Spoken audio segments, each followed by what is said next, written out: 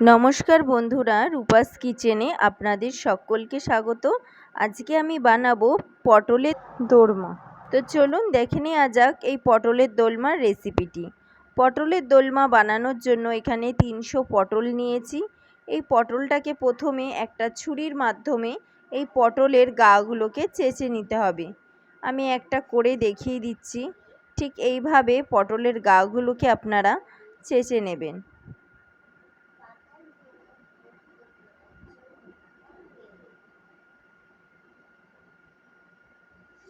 দেখুন আমার পটলের গাটা খুব ভালোভাবে চাচা হয়ে গেছে। ঠিক একইভাবে বাকি পটলের গাগুলো আমি এইভাবে ছুরির মাধ্যমে চেঁচে নেব। এখানে দেখুন প্রতিটা পটলের গা ভালো করে চেঁচে জল দিয়ে আমি ধুয়ে নিয়েছি। এখন একটা ছুরির মাধ্যমে পটলের মুখটা কেটে নেব, তবে একটু ভেতর দিক দিয়ে কাটবেন যাতে পুর ভরতে সুবিধা হয়। পটলের মুখটা কেটে নিলাম। এখন একটা চামচের পেছন দিকটা দিয়ে এইভাবে গোল করে ঘুরিয়ে পটলের ভেতরের শাঁসটা বার করে নিতে হবে। ঠিক এইভাবে ঘুরিয়ে ঘুরিয়ে পটলের শাঁসটা ভেতরে সমস্ত বার করে নিতে হবে। দেখুন একটা দেখিয়ে দিচ্ছি। দেখুন আমি ভেতরের শাঁসটা খুব সুন্দরভাবে বার করে নিয়েছি। এইভাবে আপনারাও বার করে নেবেন, খুব ইজিলি এটা হয়ে যায়।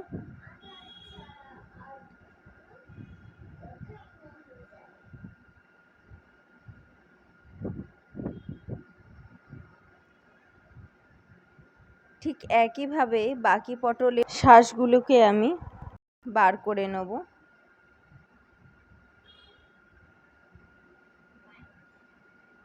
এখানে দেখুন আমার সমস্ত পটলের শাঁসগুলোকে বার করা হয়ে গেছে। এখন এই পটলগুলোকে আমি সামান্য নুন মাখিয়ে নেব। হলুদ মাখাবো না, তাহলে ভাজার সময় কালো হয়ে যেতে পারে। তাই পটলগুলোকে আমি ভালো করে নুন মাখিয়ে নেব। এমনকি পটলের ভিতরে আমি আঙুল দিয়ে ভালো করে নুন মাখিয়ে নেব, যাতে পটলের ভেতরেও ভালো করে নুন ঢোকে। এখানে আমার পটলটা ভালো করে নুন মাখানো হয়ে গেছে। এখন গ্যাসে কড়াই বসিয়ে প্রায় 2 টেবিল স্পুন মতন সর্ষের তেল দিয়ে নিলাম। তেলটাকে খুব ভালো করে গরম করে নিতে হবে। তেলটা ভালো করে গরম হয়ে গেলে এর মধ্যে আমি পটলগুলো দিয়ে দেবো। দিয়ে পটলগুলোকে ভাজা করে নেব। তবে পটল বেশি ভাজার দরকার নেই, হালকা ভাজা হলে আমি তুলে নেব। দেখুন পটলগুলো আমার হালকা ভাজা হয়েছে। ঠিক এই রকমই আপনাদের ভাজা করে নিতে হবে, বেশি ভাজবেন না, হালকা ভাজা হলেই তুলে নেবেন।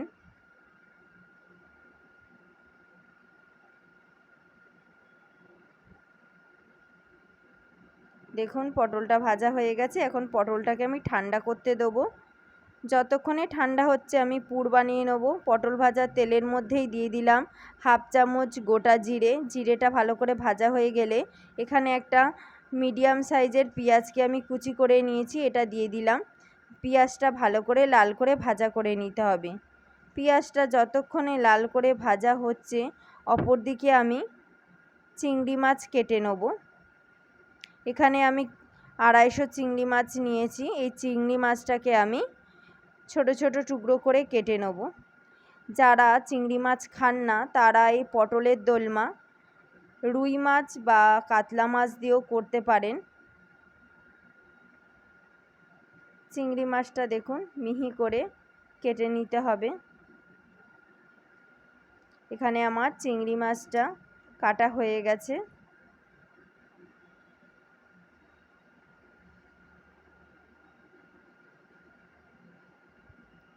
অপর দিকে দেখুন আমার পেঁয়াজটাও বেশ লাল করে ভাজা হয়ে গেছে। এখন 2 চামচ মতন নারকেল কোড়া এর মধ্যে দিয়ে দেবো। দিয়ে নারকেলটাকে পেঁয়াজের সাথে খুব ভালোভাবে ভাজা করে নিতে হবে।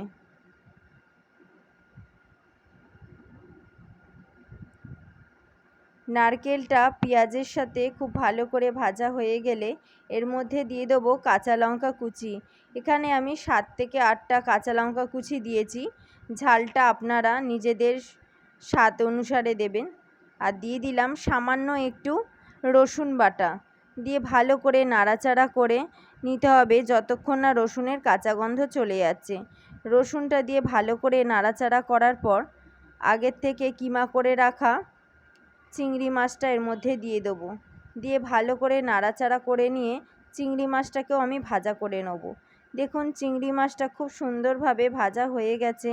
এখন আমি দিয়ে দেবো হাফ চামচের একটু কম লবণ, সামান্য একটু হলুদ গুঁড়ো, 1 চামচ জিরে গুঁড়ো, 1 চামচ ধনে গুঁড়ো, হাফ চামচ মতো কাশ্মীরি রেড চিলি পাউডার দিয়ে ভালো করে মশলাটাকে কষিয়ে নিতে হবে।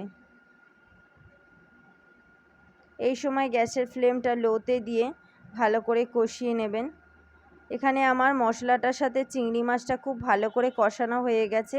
এখন একটা মিডিয়াম সাইজের আলুকে ভালো করে সিদ্ধ করে গ্রেট করে নিয়েছিলাম, এটা এই চিংড়ি মাছের সাথে খুব ভালো করে মিশিয়ে নিতে হবে। ভালো করে মেশানো হয়ে গেছে। এখন ওপর দিয়ে দিয়ে দেবো ধনেপাতা কুচি, সামান্য একটু কাজু বাদাম কুচি আর কিশমিশ কুচি দিয়ে ভালো করে নাড়াচাড়া করে নিতে হবে পুরটা। আরও 2 মিনিট নাড়াচাড়া করে আমি নামিয়ে নেব। এখানে আমার 2 মিনিট মতন নাড়াচাড়া করা হয়ে গেছে। এখন আমি পুরটা নামিয়ে নেব। এখানে আমার পুর একেবারে রেডি। পুরটা নামিয়ে ঠান্ডা করতে হবে। এখানে আমার পুরটা ঠান্ডা হয়ে গেছে। এখন হাত দিয়ে চিপে চিপে এরকম লম্বা করে নিতে হবে যাতে পটলের ভিতরে ভরতে সুবিধা হয়। এইভাবে পুরটা এবারে পটলের ভিতরে আমি ভরে নেব। হাত দিয়ে ঠেসে ঠেসে ভরে দেবেন। এরপরে যখন আমি গ্রেভিটা বানাবো তখন দেখবেন একদমই পুর বেরোবে না। এইভাবে আপনারা করে দেখবেন। অনেকে পটলের মুখটা আটকানোর জন্য পটলের কেটে নেওয়া অংশটা টুথপিক দিয়ে লাগায়, তবে এইভাবে একদিন করে দেখবেন। টুথপিক দিয়ে লাগানোর দরকার নেই, এমনি ঝোলে দিলে এর থেকে পুর বেরিয়ে আসবে না। ঠিক এইভাবে আমি প্রতিটা পটলের মুখে পুর ভরে নেব।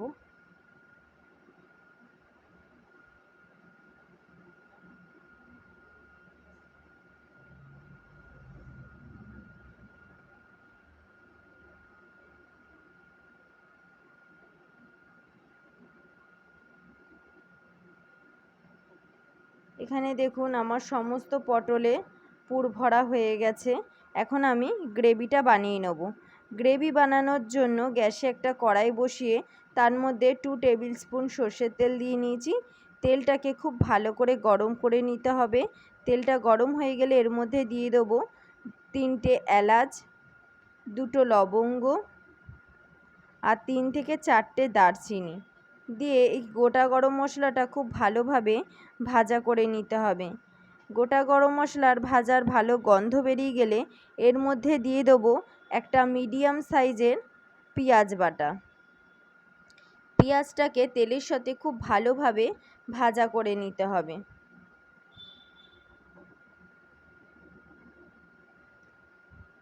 দেখুন পেঁয়াজটা তেলের সাথে খুব ভালো করে আমি ভাজা করে নিয়েছি। এখন এর মধ্যে আমি দিয়ে দেবো হাফ চামচ রসুন বাটা আর দিয়ে দেবো হাফ চামচের একটু কম আদা বাটা দিয়ে ভালো করে কষিয়ে নিতে হবে যাতে আদা রসুনের কাঁচা গন্ধ চলে যায়। আর এই সময় আমি দিয়ে দেবো 1 চামচ কাঁচা লঙ্কা বাটা দিয়ে আবারও ভালো করে মশলার সাথে মিশিয়ে ভালো করে কষিয়ে নিয়েছি। কষিয়ে নেওয়ার পর এখানে দিয়ে দিলাম একটা বড় সাইজের টমেটো বাটা। টমেটোটা দেওয়ার পর এখানে আমি হাফ চামচ মতো লবণ অ্যাড করে দিয়েছি। দিয়ে ভালো করে নাড়াচাড়া করে টমেটোটাকে কষিয়ে নেব যাতে টমেটোর কাঁচা গন্ধ চলে যায়। টমেটোটা এখানে কষানো হয়ে গেছে। এখন গুঁড়ো মশলা দিয়ে দেবো হাফ চামচ হলুদ গুঁড়ো, হাফ চামচ কাশ্মীরি রেড চিলি পাউডার, 1 চামচ জিরে গুঁড়ো, 1 চামচ ধনে গুঁড়ো আর চিনি দিয়ে দিলাম। নুনটা আমি আগেই ব্যবহার করেছি তাই দিইনি। ভালো করে মশলাটা কষাতে কষাতে অনেকটাই শুকিয়ে গেছে, তাই মিক্সার গ্রাইন্ডারে ধোয়া জলটা আমি এর মধ্যে দিয়ে মশলার সাথে ভালো করে মিশিয়ে আমি মশলাটাকে কষিয়ে নেব যতক্ষণ না মশলাটা দিয়ে তেল বেরিয়ে আসছে। খুব ভালোভাবে কষিয়ে নিতে হবে, নাহলে কাঁচা গন্ধ বেরোবে। দেখুন মশলাটা আমার খুব ভালো করে কষানো হয়ে গেছে, তেল বেরোতে শুরু করেছে। এখন আমি দিয়ে দেবো পরিমাণ মতো জল, তবে বেশি জল দেবেন না, এটা একটুখানি মাখা মাখাই হয়, তাই আমি এখানে বেশি জল ব্যবহার করিনি, অল্প একটু জল দিয়ে দিলাম। দিয়ে ভালো করে ফুটতে দিতে হবে। ঝোলটা ফুটে গেলে এর মধ্যে আমি পটলগুলো দিয়ে দেবো। পটলগুলো দিয়ে গ্যাসের ফ্লেমটা মিডিয়াম রেখে 5 মিনিটের জন্য ঢেকে দিতে হবে, যাতে পটলটা খুব ভালোভাবে সিদ্ধ হয়ে যায়। 5 মিনিট বাদে আমি ফিরে এলাম। এখানে আমার পটলটা খুব ভালোভাবে সিদ্ধ হয়ে গেছে। এখন আমি এপিট ওপিট ভালো করে উল্টিয়ে দেবো, দিয়ে আরও 2 মিনিট আমি একটুখানি ঝোলটা শুকিয়ে নেব। এই সময় আপনারা নুন মিষ্টিটা অবশ্যই চেক করে নেবেন। ভালো করে 2 মিনিট মতন আমার এখানে ফোটানো হয়ে গেছে, গ্রেভিটাও অনেকটা টেনে গেছে। এখন আমি দিয়ে দেবো 1/2 চামচ মতন গরম মশলা গুঁড়ো, আর দিয়ে দেবো 1/2 চামচ ঘি।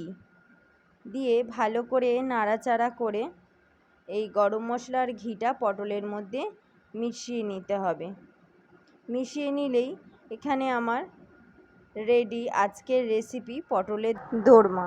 বাড়িতে অবশ্যই এইভাবে পটল দোরমা একবার ট্রাই করে দেখতে পারেন, আশা করছি ভালো লাগবে।